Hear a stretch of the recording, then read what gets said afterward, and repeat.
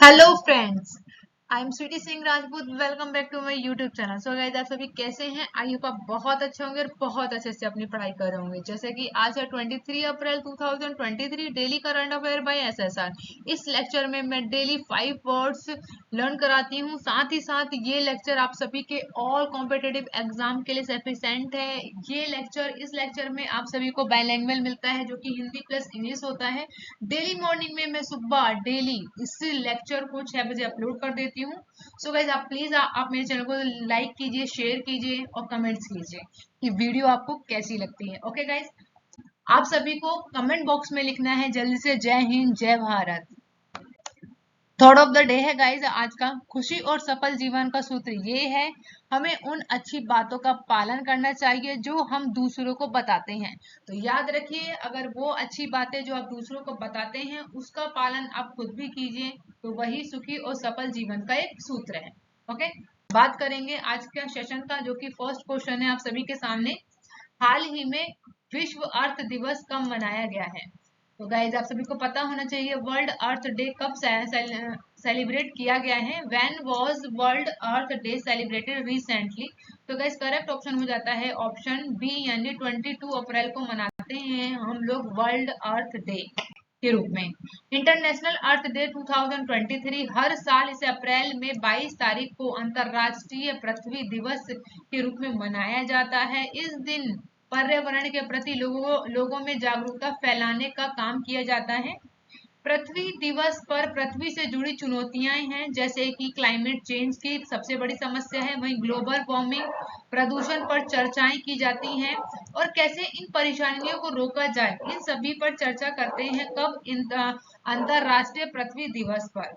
Okay, अब बात करते हैं कि जो वर्ल्ड अर्थ डे है वो कब से स्टार्ट हुआ था। तो याद रखिएगा कि 1970 में 22 अप्रैल की तारीख से इसे शुरू कर दिया गया था। अर्थ डे जो है वो ऑर्गेनाइजेशन द्वारा कई कार्यक्रम आयोजित किए जाते हैं, जिसमें से 193 देशों में 1 बिलियन से अधिक लोग शामिल किए जाते हैं। ओके, बात कर लेते हैं इस साल की थीम की कि 2023 की थीम क्या है विश्व पृथ्वी दिवस की। तो इन्वेस्ट इन ओवर प्लांटेट, यानी हम अपनी पृथ्वी को बचाने के लिए प्रयास करें। तो ये इस साल की थीम है। ओके गाइज, आप सभी को भी क्या करना है, ज्यादा से ज्यादा पेड़ लगाने हैं और पानी कम से कम खर्च करना है, ताकि हमारी आने वाली जनरेशन को भी मिल सके। जैसे हमें पर्यावरण मिला हुआ है साफ सुथरा, लेकिन अब तो फिर भी बहुत ज्यादा प्रदूषित हो गया। लेकिन अब हम क्या कर सकते हैं, ज्यादा से ज्यादा पेड़ लगा सकते हैं और पानी बचाएंगे, ताकि जो भी हमारी आने वाली जनरेशन है उनके लिए हम उन्हें ये गिफ्ट दें। ठीक है, बात करेंगे यहाँ पे नेक्स्ट क्वेश्चन, जो कि सेकंड है। हाल ही में किस राज्य सरकार ने कामाख्या कॉरिडोर बनाने की घोषणा की है? Which state government has recently announced the construction of Kamakhya corridor? तो गाइज, यहाँ पे करेक्ट ऑप्शन है ऑप्शन बी, यानी असम। असम राज्य सरकार ने कामाख्या कॉरिडोर बनाने की घोषणा की है। तो इस इमेज में आप देख सकते हैं, यहाँ से वहां तक ये पूरा का पूरा का कामाख्या माता का मंदिर है ये। ओके, पीएम नरेंद्र मोदी ने नॉर्थ ईस्ट में चुनाव प्रचार के दौरान मां कामाख्या कॉरिडोर का ऐलान किया था। गुवाहाटी में नीलांचल पर्वत पर मां कामाख्या देवी का मंदिर है, जो कि 51 शक्ति पीठों में से एक है। इन्हें ही हम कामेश्वरी या फिर इच्छा की देवी कहते हैं। यह तांत्रिक शक्तिवाद पंथ का एक केंद्र है। क्या? कामाख्या मंदिर। ओके, नीलांचल पहाड़ी के चारों ओर भगवान शिव के 5 मंदिर कामेश्वर, सिद्धेश्वर, केदाश्वर और साथ ही साथ है यहाँ पे अमर तोकेश्वर है, और है अघोरा कोटिंगलिंग मंदिर। इन्हीं सब को मिलाकर मां कामाख्या कॉरिडोर बनाने की बात की गई है नरेंद्र मोदी जी के द्वारा। ठीक है, भारत में असम राज्य में सबसे बड़े नगर गुवाहाटी में जल्द ही प्रोजेक्ट शुरू होने वाला है, जो कि गुवाहाटी में अत्याधुनिक कामाख्या कॉरिडोर, कामाख्या कॉरिडोर की रूपरेखा असम सरकार ने तैयार भी कर लिया है। राज्य सरकार मां कामाख्या कॉरिडोर के कार्य शुरू करेगी। मुख्यमंत्री है वहां के डॉक्टर हेमंत बिस्वा शर्मा। उन्होंने एनिमेटेड वीडियो शेयर करके बताया है कि यहाँ की जो भविष्य की जो झलक होगी वो इस तरीके की पेश की जाएगी। तो ये सभी बातें याद रखिएगा। बात करेंगे नेक्स्ट क्वेश्चन की। हाल ही में पूर्वोत्तर का सबसे बड़ा बहुउद्देशीय इंडोर स्टेडियम कहाँ बनाया जा रहा है? Where is Northeast longest multi-purpose indoor stadium being built recently? तो यहाँ पे गाइस करेक्ट ऑप्शन हो जाता है और ऑप्शन बी यानी कि शिलोंग। शिलोंग में पूर्वोत्तर का सबसे बड़ा बहुउद्देशीय यानी मल्टीपर्पस इंडोर स्टेडियम स्टार्ट किया जा रहा है। ठीक है, वर्तमान में शिलोंग के पोलो में जवाहरलाल नेहरू स्टेडियम का निर्माण शुरू हुआ है। पूर्वोत्तर क्षेत्र का यह अपनी तरह का सबसे बड़ा स्टेडियम होगा। यह एक बहु उद्देशीय इंडोर स्टेडियम है। यहाँ ये जो विभिन्न विषयों जैसे कि basketball, squash, badminton, table tennis, volleyball और कई अन्यों के लिए अत्याधुनिक सुविधाएं प्रदान किया जाएगा। तो जो ये स्टेडियम बनाया जा रहा है मल्टीपर्पज से स्टेडियम जो बन रहा है, इसमें अनेक विषय के खेलों को खेला जाएगा, इसलिए इसे बहुउद्देशीय इंडोर स्टेडियम कहा जा रहा है। शिलोंग के पोलो ग्राउंड में जवाहरलाल नेहरू स्टेडियम का नवीनीकरण, उन्नयन और विस्तार किया जा रहा है, जिसमें प्राकृतिक घास के मैदान के साथ फुटबॉल मैदान और ट्रैक के फील्ड आयोजनों की मेजबानी के लिए अत्याधुनिक सुविधाओं को भी शामिल किया है। स्टेडियम का एक निर्माण उच्च गुणवत्ता मानकों के अनुसार किया जा रहा है, यह सुनिश्चित करते हुए कि अंतर्राष्ट्रीय खेल आयोजनों की मेजबानी करने के लिए उपयुक्त होगा। तो ये याद रखिएगा, पूर्वोत्तर का सबसे बड़ा स्टेडियम कहाँ बन रहा है? तो शिलोंग में बन रहा है। वो क्या है? मल्टी यानी कि बहुउद्देशीय इंडोर स्टेडियम कहा जा रहा है। ओके, अब बात करेंगे यहाँ पे मेघालय के बारे में। यह पूर्वोत्तर भारत में स्थित एक राज्य है। इसका गठन जो है 21 जनवरी 1972 को हुआ था। असम राज्य के 2 जिले जो हैं अलग हो गए हैं। कौन कौन से हैं? बात करेंगे यूनाइटेड खासी हिल्स, जैंतिया हिल्स और साथ ही है गारो हिल्स।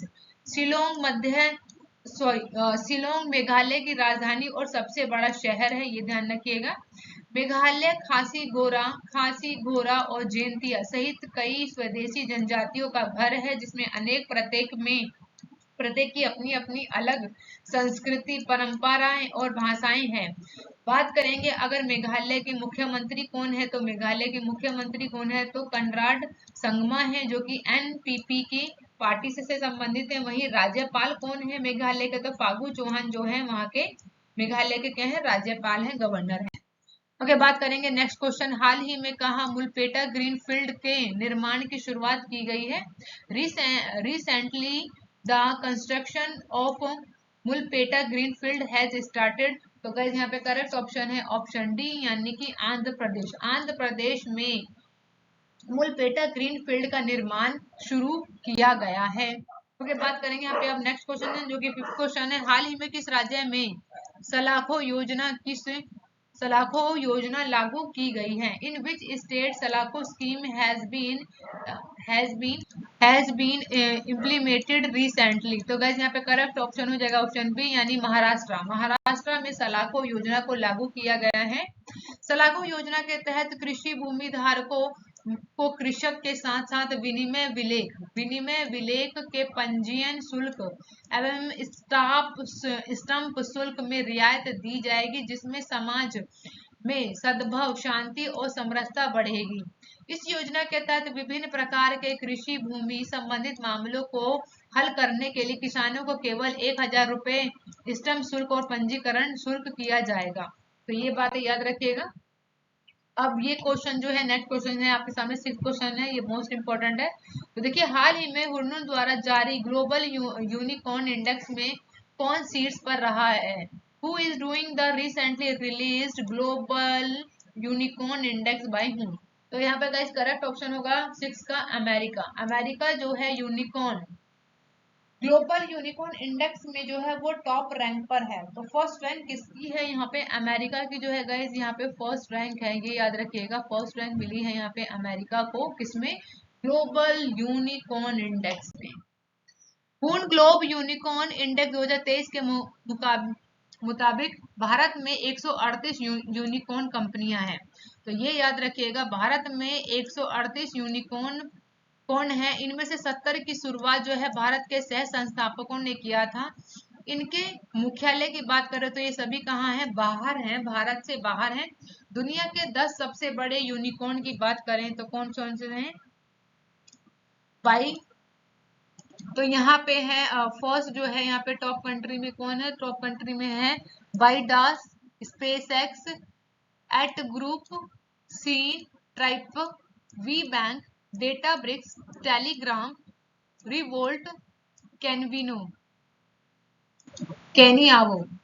सबसे बड़े निदेशक की बात करेंगे यहाँ पे तो सिकोया कैपिटल है, टाइगर ग्लोबल मैनेजमेंट है, साथ ही साथ इसके साथ है सॉफ्ट बैंक सबसे बड़े निवेशक के रूप में है। जिनकी कैपिटल की बात की जाए तो उनका इन्वेस्टमेंट कितना है? तो सिकोया कैपिटल की है 238, टाइगर ग्लोबल मैनेजमेंट की कितना है यहाँ पे निवेश किया गया है? तो 179, और साथ ही साथ सॉफ्ट बैंक ने जो सबसे बड़ा निवेश किया है वो कितना किया है उसने? 168 का।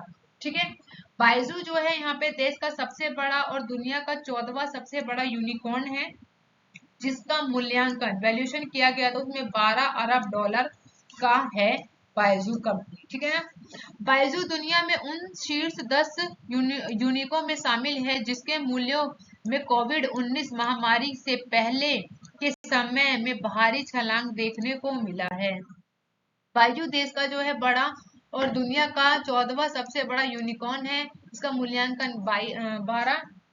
22 अरब डॉलर है। बायजू जो है दुनिया के 100 शीर्ष 10 शीर्ष यूनिकॉर्नों में से एक है, जिसने कोविड 19 महामारी में सबसे भारी छलांग लगाते हुए वो उसने 14वां स्थान प्राप्त किया है।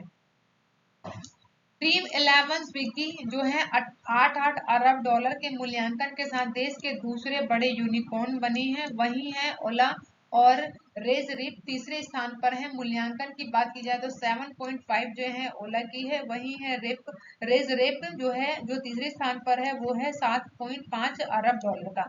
ओयो जो है वो 6.5 अरब डॉलर के साथ चौथे स्थान पर है। वहीं क्रेड जो है 6.4 अरब डॉलर के स्थान पर 5वें स्थान पर है।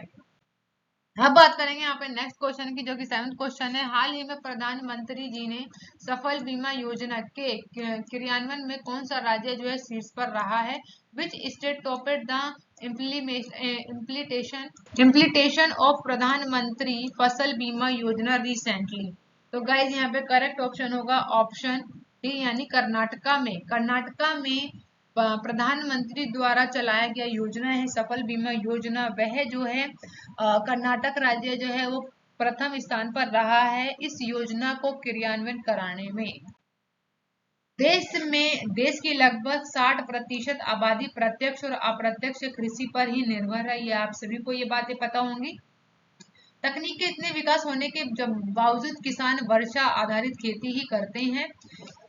ऐसे में कई बार अचानक होने वाली बेमौसम बारिश, सूखा, तूफान, कई अन्य तरह की प्राकृतिक आपदाओं से फसलों के बर्बाद होने का खतरा रहता है।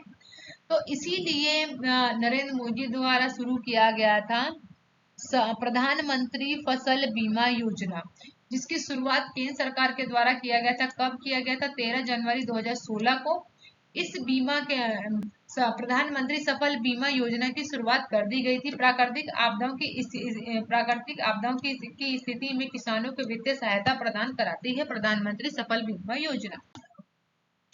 तो इतनी बात आप याद रखेंगे। नेक्स्ट क्वेश्चन है यहाँ पे, हाल ही में आईपीएल के सबसे ज्यादा मैच खेलने वाले विदेशी कप्तान कौन बने हैं? Recently who has become the foreign captain player most matches in IPL? तो गाइस यहाँ पे करेक्ट ऑप्शन है ऑप्शन बी, यानी कि डेविड वॉरेन। डेविड वॉरेन जो है आईपीएल में सबसे ज्यादा मैच खेलने वाले विदेशी कप्तान बने हैं। ठीक है, ये याद रखने वाली बात है कि ये विदेशी कप्तान बने हैं। डेविड वॉरेन बने आईपीएल में सबसे ज्यादा मैच खेले जाने वाले विदेशी कप्तान। दिल्ली कैपिटल्स और कोलकाता नाइट्स के बीच खेले गए एक आईपीएल 2023 के मैच में टॉस के लिए मैदान पर उतरते समय डेविड वॉरेन ने भारतीय प्रीमियर लीग यानी आईपीएल के इतिहास में सबसे ज्यादा मैचों की कप्तानी का रिकॉर्ड अपने नाम किया है। डेविड वॉरेन की बात करें तो वो 36 वर्षीय हैं, जिन्होंने अपने 75वें कप्तानी मैच में अधिकार ग्रहण करके अपने साथी ऑस्ट्रेलिया कप्तान एडम ग्रिस्टल को पीछे छोड़ दिया है। नेक्स्ट क्वेश्चन है, 9th क्वेश्चन है, एशियन इंफ्रास्ट्रक्चर इन्वेस्टमेंट बैंक ने अपना पहला विदेशी कार्यालय कहाँ खोलेगा? Where will the Asian infrastructure investment bank open the its first overseas office? तो गाइस यहाँ पे करेक्ट ऑप्शन है ऑप्शन ए, यानी कि अबू धाबी में एशियन इंफ्रास्ट्रक्चर इन्वेस्टमेंट बैंक जो है अपना पहला विदेशी ऑफिस यानी कार्यालय खोल रहा है अबू धाबी में। एशियन इंफ्रास्ट्रक्चर इन्वेस्टमेंट यानी शॉर्ट फॉर्म में बोले अगर तो IAIIB ने अबू धाबी में ग्लोबल मार्केट में अपना पहला विदेशी कार्यालय स्थापित किया है, करने के लिए समझौते पर भी हस्ताक्षर किए हैं उसने। AIIB एक बहुपक्षीय विकास बैंक है जो कि स्थिरता पर केंद्रित बुनियादी ढांचा परियोजनाओं के वित्त पोषण की प्राथमिकता को देता है। अबू धाबी में नए विदेशी कार्यालय टिकाऊ आर्थिक विकास परियोजनाओं को वित्त पोषी करके IAIIB के विकास एजेंडे का समर्थन करेगा। मुख्य रूप से इन क्षेत्रों की सबसे ज्यादा जरूरत है। वहीं AIIB की स्थापना जो है 2016 के तहत, तो 2016 में सतत आर्थिक विकास को बढ़ावा देने, संपत्ति बनाने और उत्पादन क्षेत्र में निवेश करके एशिया में बुनियादी ढांचा कनेक्टिविटी में सुधार करने का मिशन के साथ की गई है। इसका मुख्यालय बात करें तो एशियन इंफ्रास्ट्रक्चर इन्वेस्टमेंट बैंक की अगर मैं बात करूं मुख्यालय कहाँ है तो बीजिंग चीन में है। इसके 100 से अधिक सदस्य हैं जिसमें से ये यूनाइटेड किंगडम है, जर्मनी है, ऑस्ट्रेलिया है जैसी प्रमुख अर्थव्यवस्थाएं शामिल है। अब आप मुझे यहाँ पे कमेंट करके बताइए जरा कि AIIB का गठन कब किया गया था, ठीक है, फॉर्मेशन कब किया गया था एशियन इंफ्रास्ट्रक्चर इन्वेस्टमेंट बैंक का। ओके, अब यहाँ जरा बात कर लेते हैं संयुक्त अरब अमीरात की यूएई के बारे में। इसकी राजधानी की बात करूँ तो राजधानी क्या है, अबू धाबी है, और आधिकारिक भाषा अरबी है। यहाँ के जो राष्ट्रपति हैं जो कि क्राउन प्रिंस होते हैं यहाँ पे, तो मोहम्मद बिन जायद अल नहायान है। वहीं प्रधानमंत्री कौन है तो मोहम्मद बिन रशीद अल मखतूम है। धर्म यहाँ पे कौन है सबसे ज्यादा, तो यहाँ का जो धर्म है वो क्या है, संयुक्त अरब अमीरात में इस्लाम जो है प्रमुख धर्म है, जिसमें अधिकांश आबादी सुन्नी मुसलमानों की है। ओके, बात करेंगे आज के सेशन का 10th क्वेश्चन है, लास्ट क्वेश्चन है गाइस। हाल ही में वीरता पुरस्कार पाने वाली पहली महिला IFS होगा। ओके, IS नहीं है यहाँ पे, IFS है, तो यहाँ पे आप इसे करेक्ट कर लीजिएगा। IFS अधिकारी कौन बनी है? Who has recently become the first woman IFS officer to receive a gallantry award? तो गाइस यहाँ पे करेक्ट ऑप्शन होगा ऑप्शन ए, यानी कि दीपक मिश्रा। तो इस इमेज में देख सकते हैं आप इन्हें, जो कि एक IFS हैं जिनका नाम है दीपक मिश्रा। इन्हें वीरता पुरस्कार पाने वाली पहली महिला अफसर हैं जिनका नाम है Deepika Mishra, sorry guys again, ठीक है, दीपिका मिश्रा इस करेक्ट ऑप्शन है। विंग कमांडर दीपिका मिश्रा जो है वीरता पुरस्कार पाने वाली पहली भारतीय वायुसेना यानी इंडियन एयरफोर्स की पहली महिला अधिकारी बन गई हैं। विंग कमांडर मिश्रा यानी दीपिका मिश्रा हेलीकॉप्टर पायलट हैं जो राजस्थान के रहने वाली हैं। इन्होंने मध्य प्रदेश में बाढ़ राहत अभियान के दौरान प्रदर्शन अदम्य साहस के कार्य के लिए वायुसेना पदक वीरता से सम्मानित किया गया है। IAF प्रमुख air chief marshal BR Chaudhari ने सुब्रत पार्क में वायुसेना सभागार में आयोजित एक समारोह के दौरान उन्होंने कई अधिकारियों को, वायु योद्धाओं को युद्ध सेवा पदक और अन्य पुरस्कार दिए हैं। तो आप ये याद रखिएगा, IAF है दीपिका मिश्रा जिन्हें की क्या मिला है, वीरता पुरस्कार से सम्मानित किया गया है, जो भारत की पहली महिला है। अब बात करते हैं हम अपने फेवरेट सेशन जो कि है 5 वर्ड्स एवरीडे के हम लर्न करते हैं। जैसे कि यहाँ पे फर्स्ट वर्ड है मर्सनरी। मर्सनरी का मतलब होता है भाड़े का। ओके गाइस, मर्सनरी का मतलब क्या होगा, भाड़े का। एंड सेकंड वर्ड है आप सभी के सामने ऑप्रीप्रेंसी। ऑप्रीप्रेंसी का मतलब होता है उपयुक्ता, उपयुक्ता होता है। एंड थर्ड वर्ड है आप सभी के सामने ट्रेडस। थर्ड वर्ड है यहाँ पे ट्रेड्यूस। ट्रेड्यूस का मतलब होता है बदनाम करना। ठीक है गाइस, ट्रेड्यूस का मतलब क्या होगा, बदनाम करना। एंड फिर एंड अगेन यहाँ पे फोर्थ वर्ड की बात कर रहे हैं तो क्या है, एनजेंडर। एनजेंडर का मतलब होता है उत्पन्न होना। एनजेंडर का मतलब क्या होता है, उत्पन्न होना। एंड आज की सेशन का लास्ट जो वर्ड है वो है यहाँ पर फिफ्थ वर्ड है एक्विटेड। एक्विटेड का मतलब होता है अपराध मुक्त करना। Okay, thank you for watching guys. आप मेरे चैनल को सब्सक्राइब कीजिए, लाइक कीजिए एंड ज्यादा से ज्यादा शेयर कीजिए। मिलते हैं हम नेक्स्ट क्लास में। Bye bye guys and take care. आप अपनी पढ़ाई ज्यादा अच्छे से करिएगा। Bye bye guys and take care.